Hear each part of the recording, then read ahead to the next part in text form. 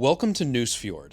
This quaint, beautiful fishing village is located on the southern shores of Lofoten in Norway. Here you'll find some small cafes, bakeries, fishing huts, and unique accommodations right in the middle of epic scenery.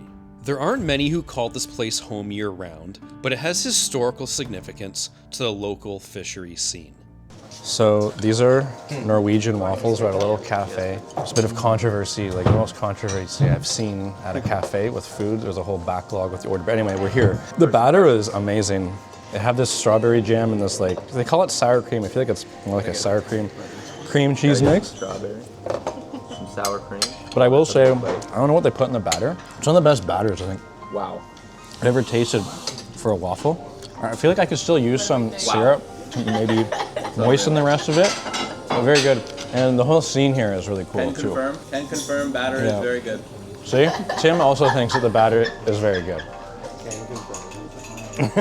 Well, now I'm in Nusfjord and it's around 10 degrees Celsius, that is. It's about 4 o'clock in the afternoon. We basically have 2 full days after today left on this trip. I just wanted to take some time to reflect what I've learned so far and discuss how much I've absolutely loved this experience. The sights around the Lofoten area in Norway are unlike any that I've ever seen in my life. You can see behind me the ruggedness of this region. They get rugged so quickly out of the sea because the Arctic environment doesn't allow for the trees to grow, which is partly what makes this area so unique. One of the biggest takeaways I can take from this part of my trip specifically is, first of all, I've made 9 new friends, 9 new lifelong friends, and we are sharing a bond together that we will never forget. I remember when we were on that hike by the beach the other day, how cold I felt at the top. I had a horrible headache on the way down. I still wouldn't trade it for anything.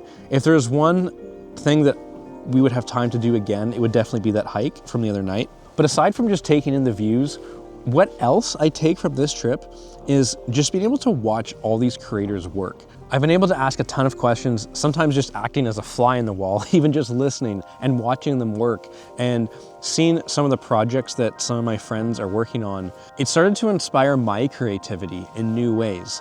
And it's opened the door to my imagination to give me an idea maybe of what I'm capable of.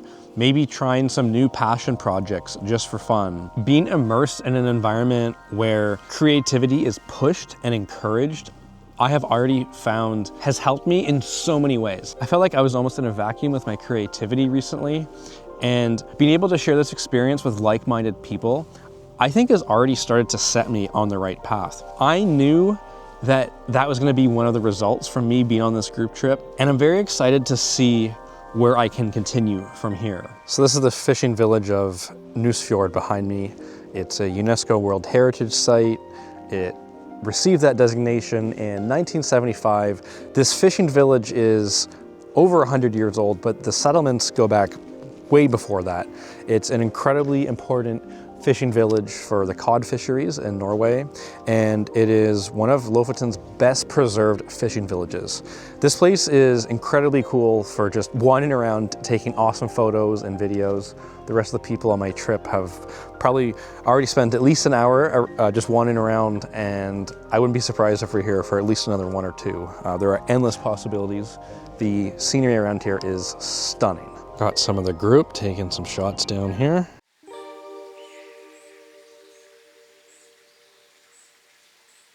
Okay, so we're in Nusfjord. It's actually gonna be my second cinnamon roll of the day.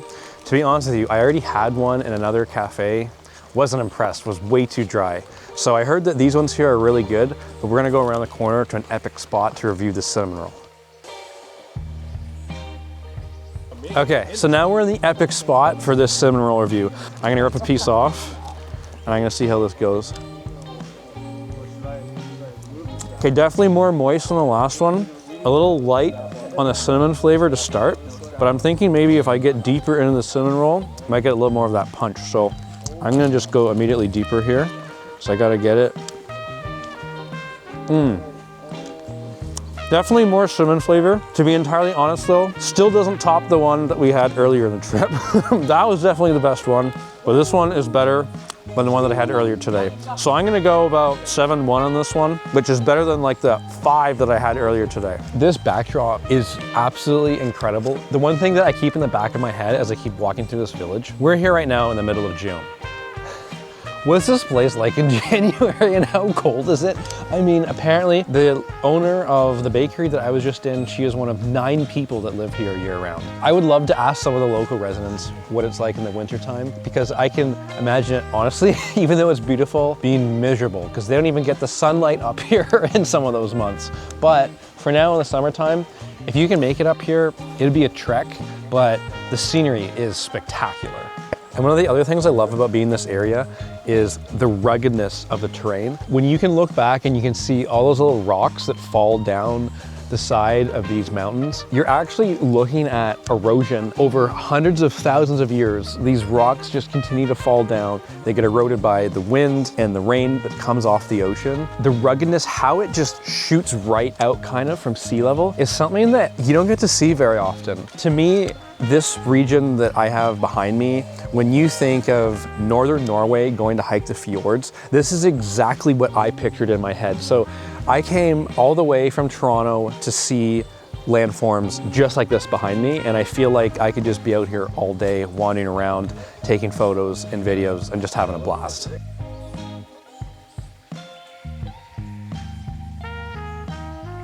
All right, they're gonna try to kick the ball over the ridge here. All right, here we go.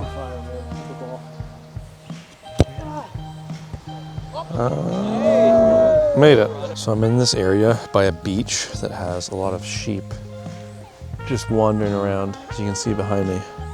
And I came down with Morgan because we discovered that the black sheep are literally the black sheep of the group, totally disassociated from all the other sheep around here. Although I guess there's one hanging out there.